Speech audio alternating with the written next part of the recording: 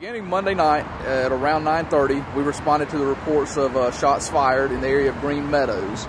Officers arrived. We found a house on Green Meadows in the 2600 block that had been fired at. Witness was outside at the time in the neighborhood.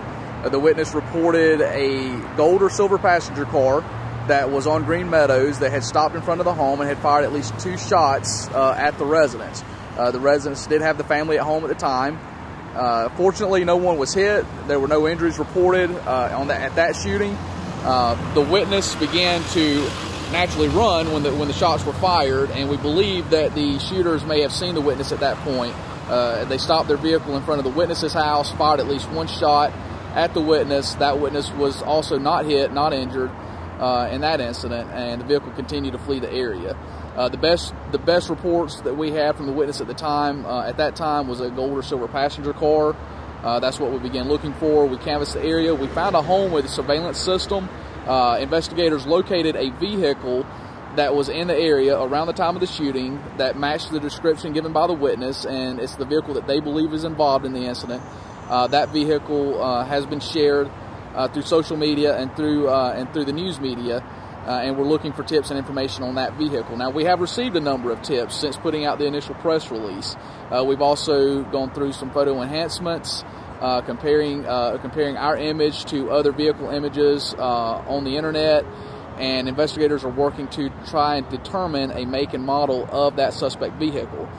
In the meantime, during the course of this investigation, yesterday afternoon, around 4 o'clock, we responded to the reports of another shooting in the Ashford Park area, this on the area of Craven Ridge Drive.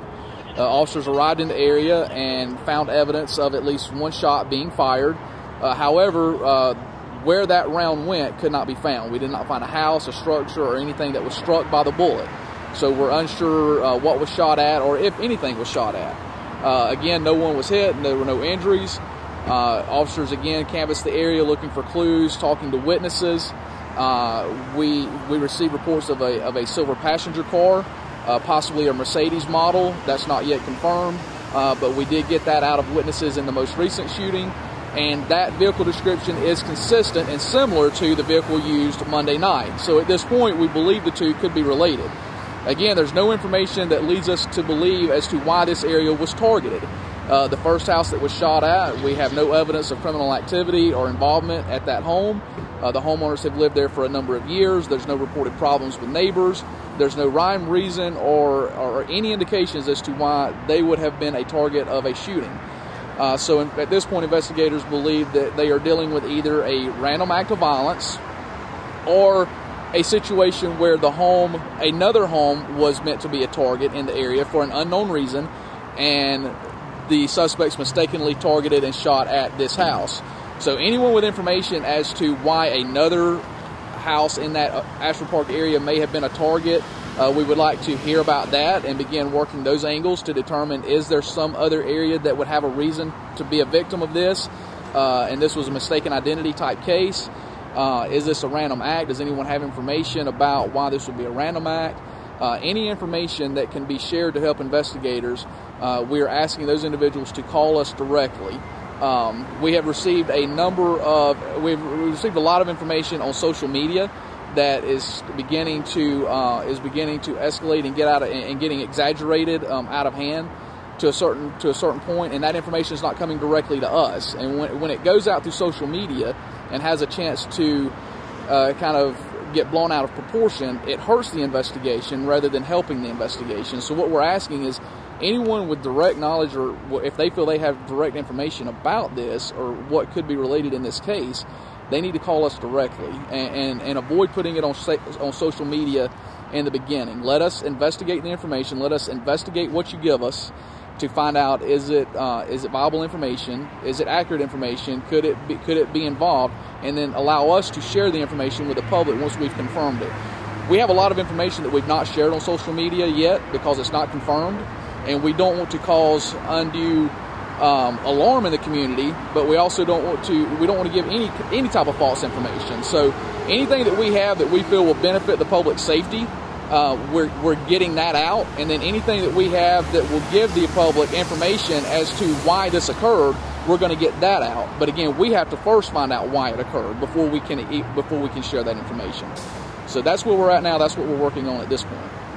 And from a neighborhood perspective, and to the people that are in the neighborhoods, obviously they're shaken up some. Is there any advice that you can give to them to perhaps make them feel a little bit better, or anything that they should be doing any differently for awareness or for their own protection? The types of safety tips that I would give at this point would be the same tips that I would give had the shootings not occurred. When we're outside of our homes and we're enjoying the weather that we have now, and we're walking, we're jogging, we're playing with the kids, whatever we're doing, we still need to be aware of our surroundings. Many times with technology, we get out, we put our headphones in, we start texting, and we're not really aware of our surroundings, and we become prime targets for any type of crime of opportunity. At this point, we don't have information that would lead us towards locking down the community, if you will, and asking everyone to lock their doors and stay inside. We've not escalated to that point, and we certainly don't want to. We don't want the community to feel that heightened sense of alarm. However, there is a need to pay attention to surroundings now and over the next few days, and even after this is over, continue to pay attention to your surroundings. If you see a vehicle that doesn't belong, if you see someone acting suspiciously, now is the time not to just be suspicious about it, but do something about it. Call 911, report it, let us go out, let us determine, is it someone that is a suspect, or is it just simply the meter reader riding through the neighborhood? Call on any type of suspicious activity, vehicles or persons. Let us go out and determine what the reason is for that person being in the neighborhood.